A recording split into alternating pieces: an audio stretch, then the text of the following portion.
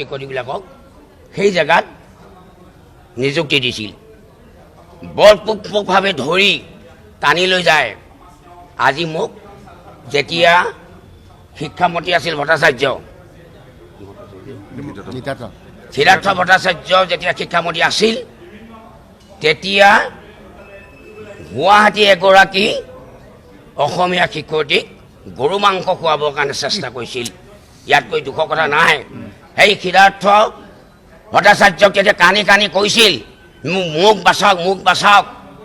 আৰু তেতিয়া মোক দৰখাস্ত দিছিল, চিন্তা কৰিব নালাগে, মই শিক্ষামন্ত্ৰীলৈ আলোচনা কৰি তোমাক বদলিকৰণ কৰাৰ চেষ্টা কৰিম। যে আজিও সেই মাইনৰিটি য'ত আছে মিয়া স্কুলত আমাৰ শিক্ষয়িত্ৰীসকলৰ নিৰাপত্তা নাই। এই কথাটো কওঁতে তেওঁলোকৰ জাতি আহিছে, গাত জুই লাগি গৈছে। এই কথাটো কওঁতে সঁচা নে মিছা আপোনালোকে যাব লাহৰীঘাটত বহু অসমীয়া টেট শিক্ষয়িত্ৰীক গৰু মাংস খোৱাবলৈ চেষ্টা কৰে, জোৰ জবস্তি টানি লৈ বিয়া পাতিলে। বহু কেইগৰাকী এতিয়াও মিয়া ঘৰত তেওঁলোকে প্ৰান্ত ৰক্ষা কৰিবৰ কাৰণে বিয়া সোমাবলৈ বাধ্য কৰাইছে।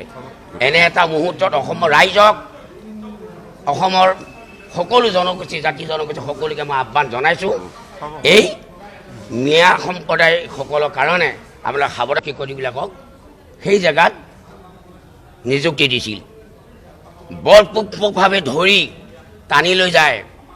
আজি মোক যেতিয়া শিক্ষামন্ত্ৰী আছিল ভট্টাচাৰ্য,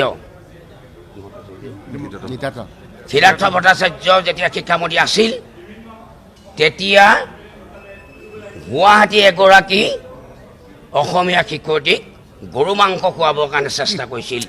ইয়াতকৈ দুখৰ কথা নাই। সেই সিদ্ধাৰ্থ ভট্টাচাৰ্যক তেতিয়া কানি কানি কৈছিল, মোক বাচাওক, মোক বাচাওক। আৰু তেতিয়া মোক দৰখাস্ত দিছিল, চিন্তা কৰিব নালাগে, মই শিক্ষামন্ত্ৰীলৈ আলোচনা কৰি তোমাক বদলিকৰণ কৰাৰ চেষ্টা কৰিম। যে আজিও সেই মাইনৰিটি য'ত আছে মিয়া স্কুলত আমাৰ শিক্ষয়িত্ৰীসকলৰ নিৰাপত্তা নাই।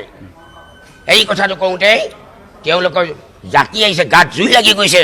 এই কথাটো কওঁতে সঁচা নে মিছা আপোনালোকে যাব লাহৰীঘাটত বহু অসমীয়া টেট শিক্ষয়িত্ৰীক গৰু মাংস খোৱাবলৈ চেষ্টা কৰে, জোৰ জবস্তি টানি লৈ বিয়া পাতিলে।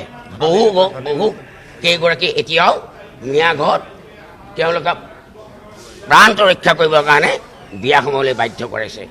এনে এটা মুহূৰ্তত অসমৰ ৰাইজক, অসমৰ সকলো জনগোষ্ঠী, জাতি জনগোষ্ঠী সকলোকে মই আহ্বান জনাইছোঁ, এই মিয়া সম্প্ৰদায়সকলৰ কাৰণে আপোনালোকে সাৱধান শিক্ষয়িত্ৰীবিলাকক সেই জেগাত নিযুক্তি দিছিল। বলপূৰ্বকভাৱে ধৰি টানি লৈ যায়। আজি মোক যেতিয়া শিক্ষামন্ত্ৰী আছিল ভট্টাচাৰ্য, সিদ্ধাৰ্থ ভট্টাচাৰ্য যেতিয়া শিক্ষামন্ত্ৰী আছিল, তেতিয়া গুৱাহাটী এগৰাকী অসমীয়া শিক্ষয়িত্ৰীক গৰু মাংস খুৱাবৰ কাৰণে চেষ্টা কৰিছিল। ইয়াতকৈ দুখৰ কথা নাই। সেই সিদ্ধাৰ্থ ভট্টাচাৰ্যক তেতিয়া কানি কানি কৈছিল, মোক বাচাওক, মোক বাচাওক।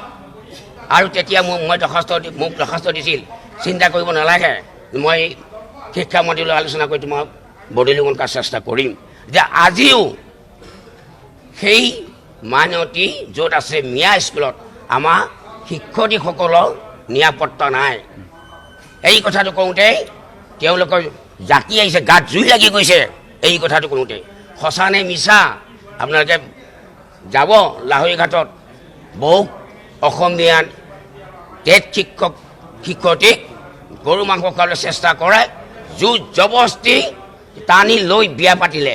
বহু কেইগৰাকী এতিয়াও মিয়া ঘৰত তেওঁলোকে প্ৰান্ত ৰক্ষা কৰিবৰ কাৰণে বিয়া সোমাবলৈ বাধ্য কৰাইছে। এনে এটা মুহূৰ্তত অসমৰ ৰাইজক, অসমৰ সকলো জনগোষ্ঠী, জাতি জনগোষ্ঠী সকলোকে মই আহ্বান জনাইছোঁ, এই মিয়া সম্প্ৰদায়সকলৰ কাৰণে আপোনালোকে সাৱধান